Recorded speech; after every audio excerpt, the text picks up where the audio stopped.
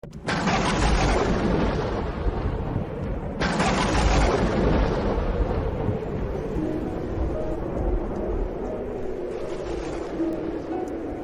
ce temps-là, voyant les foules, Jésus gravit la montagne. Il s'assit et ses disciples s'approchèrent de lui. Alors, ouvrant la bouche, il les enseignait. Il disait, « Heureux les pauvres de cœur, car le royaume des cieux est à eux. Heureux ceux qui pleurent, car ils seront consolés. Heureux les doux, car ils recevront la terre en héritage. Heureux ceux qui ont faim et soif de la justice, car ils seront rassasiés. Heureux les miséricordieux, car ils obtiendront miséricorde. Heureux les cœurs purs, car ils verront Dieu. Heureux les artisans de paix, car ils seront appelés fils de Dieu. Heureux ceux qui sont persécutés pour la justice, car le royaume des cieux est à eux. Heureux êtes-vous si l'on vous insulte, si l'on vous persécute, et si l'on dit faussement toutes sortes de mal contre vous à cause de moi. Réjouissez-vous, soyez dans l'allégresse, car votre récompense est grande dans les cieux. C'est ainsi qu'on a persécuté les prophètes qui vous ont précédés. Acclamons la parole de Dieu.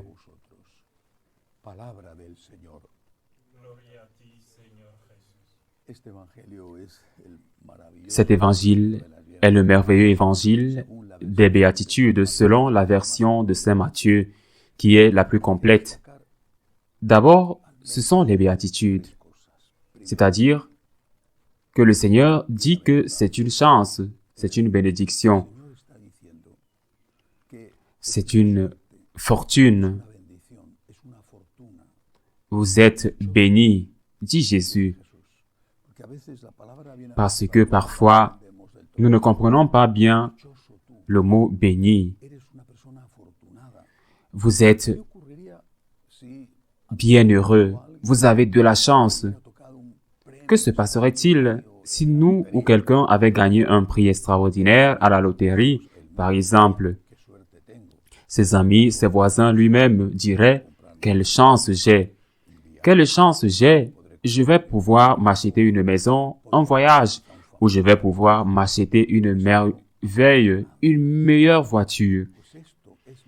Je pourrais aider peut-être un parent ou un enfant, je me sens chanceux.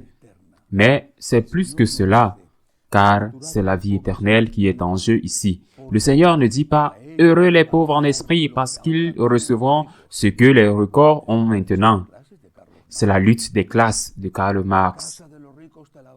Les maisons des riches vous seront données et les riches vivront sous un pont où nous les tuerons. Jésus ne dit pas cela, il dit « Heureux les pauvres en esprit, car le royaume des cieux leur appartient ». Il parle du prix de la vie éternelle. Certains peuvent penser que ce prix est loin. Eh bien, combien de temps me ferez-vous confiance? Dit un texte d'une pièce espagnole. Combien de temps me ferez-vous confiance? Combien de temps? Cela prendra-t-il? Peut-être que ce n'est pas si loin et au fur et à mesure que la vie avance, il me semble que le sentiment général est que nous le voyons beaucoup plus proche et que nous les voyons tomber à nos côtés. Non seulement ceux qui nous ont précédés, mais d'autres qui étaient encore plus jeunes que nous. Ce n'est pas si loin. La vie éternelle est le véritable but de notre vie et nous sommes citoyens du ciel et cela vaut la peine de ne pas perdre la vie éternelle. Et nous sommes heureux lorsque, par amour pour Jésus, nous faisons l'aumône. Nous sommes heureux quand, par amour de Jésus, nous disons la vérité. Quand, par amour de Jésus, nous aidons ceux qui souffrent. Quand, par amour pour Jésus, nous rendons grâce. Nous rendons notre vie difficile pour défendre la cause de la justice.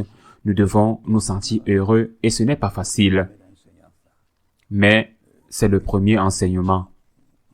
Le bonheur, et Jésus le dit, ce bonheur, et c'est le deuxième enseignement, ce bonheur est particulièrement important. Il y consacre la plus grande partie de la béatitude et la plus longue béatitude quand il s'agit de la persécution, la dernière des béatitudes, celle à laquelle il consacre le plus d'espace. C'est celle-ci, quand il y a la persécution, et quand y a-t-il la persécution? Une sainte disait qu'il y avait deux types de martyrs. Le martyr de la tête coupée ou le martyr des épingles. Il ne vous frappe pas avec l'épée, mais il vous pique avec des épingles toute la journée. L'ironie et le mépris, la moquerie, l'ajournement, peut-être dans une position à laquelle vous aurez droit parce que vous êtes catholique, parce que vous avez fait une objection de conscience et que vous n'avez pas voulu commettre un crime ou même un délit. Comme dans le cas de l'avortement, tout cela implique la persécution pour avoir dit la vérité sur la foi.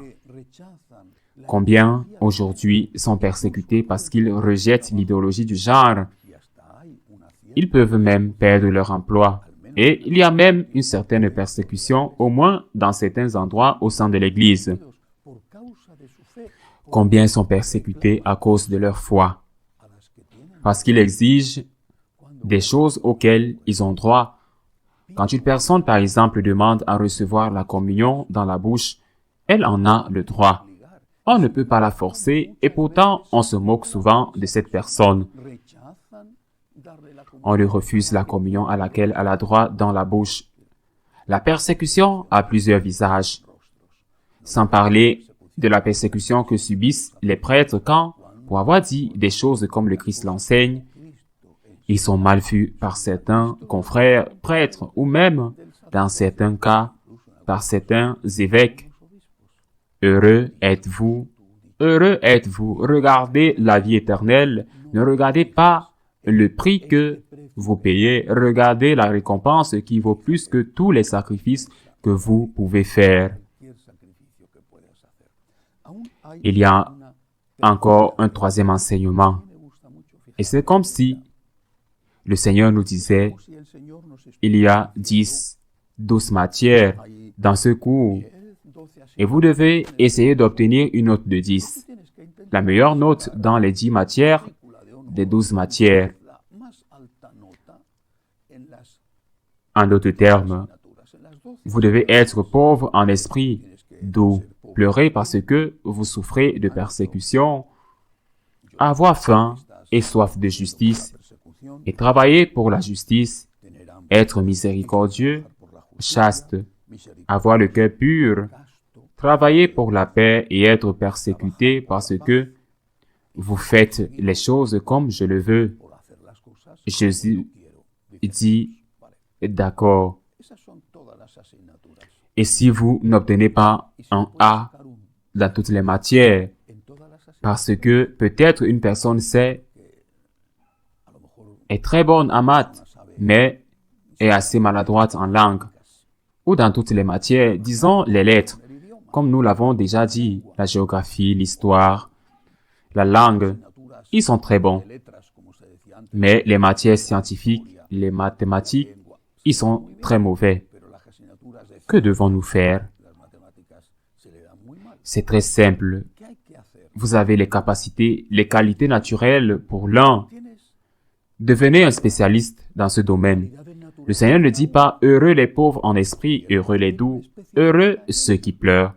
Comme si vous devriez obtenir un A dans toutes les matières. Il dit « moi, Seigneur, je me suis spécialisé dans cette matière. Je me suis spécialisé dans la générosité parce que tu m'as donné un cœur compatissant, parce que, par nature, quand je vois quelqu'un qui souffre, j'essaye de l'aider. Spécialise-toi dans ce pourquoi tu es déjà préparé. Si tu as une aptitude pour les mathématiques, spécialise-toi dans les mathématiques. Cela signifie que tu peux avoir un A en mathématiques et un 0, 1, 2, un échec en langue. En géographie, non. Non, tu dois obtenir au moins une note dans toutes ces matières, au moins un B ou un A dans certaines d'entre elles. Le Seigneur veut que nous soyons parfaits, comme l'est notre Père céleste, qui est miséricordieux, humilié comme l'a été sur la croix, comme le Christ l'a été sur la croix. Oui, mais essayons d'être des spécialistes d'une béatitude, de deux béatitudes. Espérons-le de toutes les béatitudes et, bien sûr, donnons le minimum, au moins pour réussir dans le reste. Quelle est votre spécialité? Un cœur généreux? Une personne qui ne peut pas se taire lorsqu'elle voit une injustice? Une personne qui est persécutée parce qu'elle est fidèle à Jésus-Christ dans son travail, dans sa famille ou peut-être même dans son église? Réjouis-toi. La vie éternelle t'attend. Ne te sens pas malheureux. Au contraire, estime-toi chanceux. Béni sois-tu et essaye d'obtenir au moins une note de passage dans tous ces domaines, tout en te spécialisant dans certains d'entre eux. Ainsi soit-il.